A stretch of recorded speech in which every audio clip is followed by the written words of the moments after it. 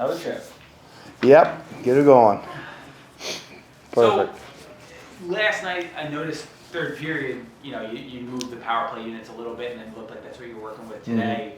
So I guess just for starters, kind of what are you thinking there?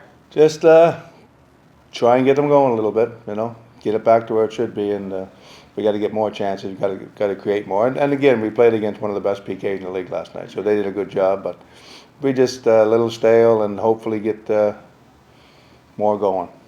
Put them in a little different position, some of the guys, so should be good. I'm sure, Mika and Panarin in particular, they've been so productive for you over the years on the power play. So it probably was part of it wanting to get those two guys back together too? Definitely, yeah, definitely. I mean, when it was successful, going real good early in the year, Mika was in his spot, Fred was coming down the outside. So we'll try some of that stuff.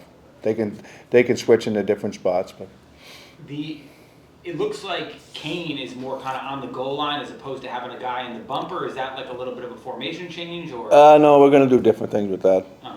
Depends what day it is, what team you're playing. So there'll be different things. Sometimes you got the guy in the bumper. Sometimes you got the guy right in the net front. Sometimes we'll put him in the goal line. Just depends who you play.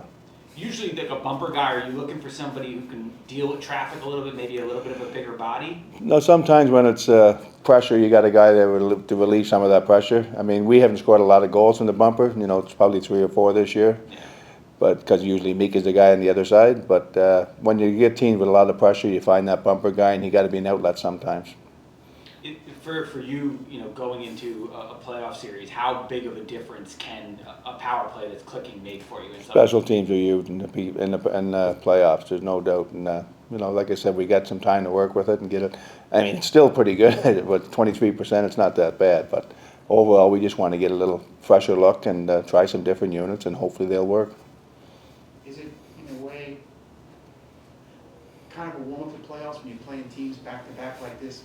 You had Pittsburgh, now you have... Well, we still got to get to the playoffs. I mean, it's you look in the paper today and say, but you still got to work and you still got to play your games, and they're fun games to play. I didn't think we competed hard enough last night. We talked about that. I mean, I thought Carolina came in here and played a great game. They were fast. They were in our face. They forced us to make mistakes, and I thought they had a real good game, and we just got to be better. We got to be a little faster and a little quicker and a little harder on the boards, and get our game back. I mean, we had 4 real successful games at home, different types of teams, but Carolina gave us a good test last night.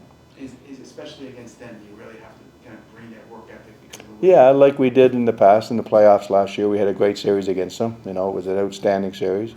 The 2 games earlier this year that we beat them, we played really well. So, there's a recipe to beat that team, but they're a good team. They got 100 points. They're a real good team. We talked about it before. It looks like no matter who you get, it's going to be a difficult matchup. Doesn't matter. This conference is shaking up. If we're lucky enough to get there, it'll be a battle no matter who you're going to play. And I'm sure if we're lucky and fortunate enough to get there, the team playing us will look the same way and say, that's a good team over there. So that wild card race is getting... It's a battle. Yeah.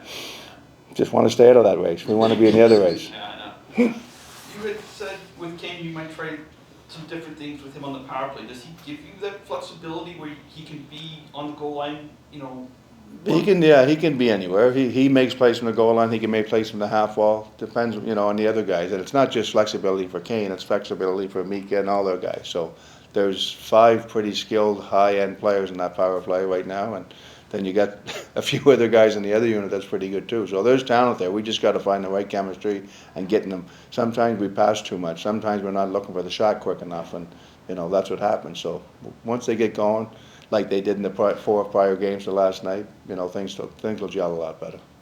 Patrick had talked about that they're dynamic players on both power play units.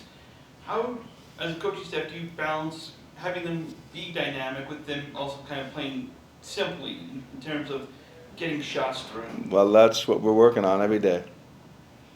It has to be a good sign that the fourth line or the Mont line, the way they're getting goals and the way they contribute night in, night out. Yeah, no, most nights are real good. I mean, they scored last night, but I thought they could have been better. Like our whole team. We weren't quick enough. We weren't hard enough last night. And I'm not just singling out that line. I'm singling out the whole team. That was the difference in the game. Linger and Mott, just maintenance. Maintenance day. They're both to play tomorrow. Yeah. Probably be a lot of that coming up. So.